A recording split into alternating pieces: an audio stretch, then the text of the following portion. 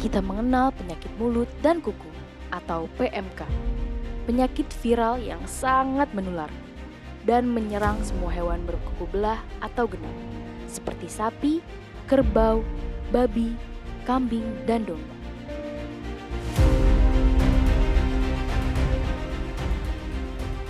PMK ini disebabkan oleh virus RNA yang masuk dalam genus Aptovirus keluarga Picornaviridae. Virus PMK terdiri dari 7 serotipe, yaitu O, A, C, Southern African Territories atau SAT1, SAT2, dan SAT3, dan Asia 1. PMK pertama kali ditemukan di Indonesia pada tahun 1987. Penyakit ini masuk melalui importasi sapi perah dari Belanda dan beberapa kali mewabah. Kemudian, di tahun 1983, merupakan wabah PMK terakhir di Pulau Jawa dengan melakukan pemberantasan vaksinasi massal. Setelah itu, pada tahun 1986, melalui deklarasi secara nasional dan diterbitkannya Surat Keputusan Menteri Pertanian, Indonesia dinyatakan bebas PMK. Lalu, pada akhirnya, pada tahun 1990, Indonesia diakui bebas PMK oleh Badan Kesehatan Hewan Dunia atau OIE, tercantum dalam resolusi OIE nomor 11 tahun 1990. PMK ini masih tergolong penyakit endemis di sebagian besar negara-negara kawasan Timur Tengah, Afrika, Amerika Selatan, dan Asia.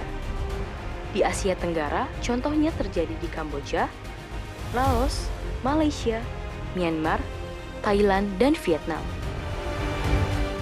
Inilah beberapa potensi jalur masuknya PMK yang dapat diketahui melalui pemasukan ilegal hewan rentan PMK, pemasukan ilegal produk hewan rentan PMK, sisa makanan dari transportasi internasional, produk hewan rentan PMK yang dibawa oleh turis, vomits dari negara tertular.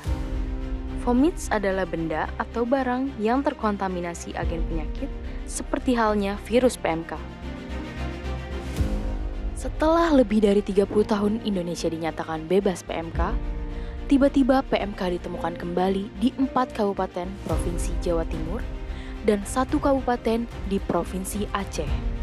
Pernyataan ini telah diterbitkan dalam Surat Keputusan Menteri Pertanian Republik Indonesia pada tanggal 9 Mei tahun 2022.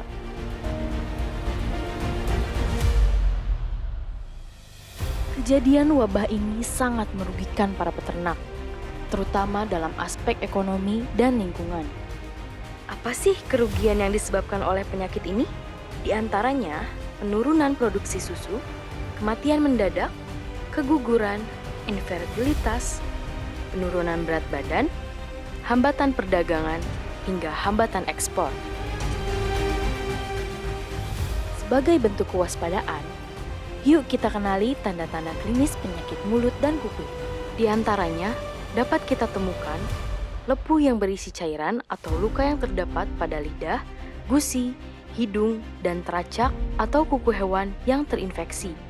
Hewan tidak mampu berjalan atau pincang, mengeluarkan air liur yang berlebihan, hingga hilangnya nafsu makan. Perlu diperhatikan, hewan yang tertular PMK dapat mengeluarkan virus pada cairan vesikel, air liur, susu, air seni, dan kotoran. Virus ini dapat dikeluarkan 1-2 hari sebelum hewan menunjukkan tanda klinis. Virus PMK ini dapat ditularkan ke hewan lain dengan 3 cara. Yang pertama, kontak langsung antara hewan yang tertular dan hewan yang rentan. Kedua, kontak tidak langsung melalui kontak dengan virus pada manusia, alat dan sarana transportasi, akibat kontaminasi dari peternakan yang mengalami wabah PMK. Ketiga, penyebaran melalui udara, utamanya babi, dapat menyebarkan virus dalam jumlah yang sangat banyak ke udara melalui aktivitas bernafas. Perlu diketahui, penyebaran PMK melalui udara bisa terjadi hingga mencapai radius 10 km.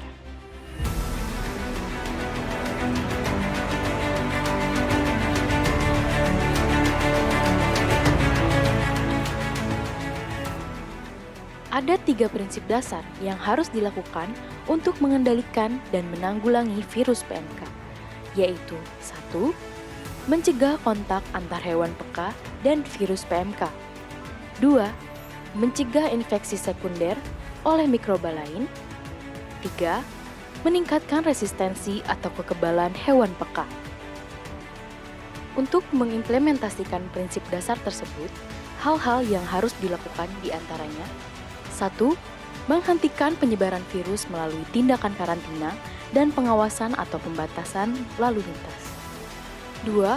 Menghilangkan sumber infeksi dengan pemusnahan terbatas hewan tertular dan yang terpapar. 3. Menghilangkan virus PMK dengan dekontaminasi kandang, peralatan, kendaraan, dan bahan lainnya yang dapat menularkan penyakit atau disposal bahan yang terkontaminasi. 4. Membentuk kekebalan pada hewan peka dengan vaksinasi. Langkah terakhir untuk menghentikan produksi virus PMK oleh hewan tertular, ada beberapa metode yang bisa kita lakukan.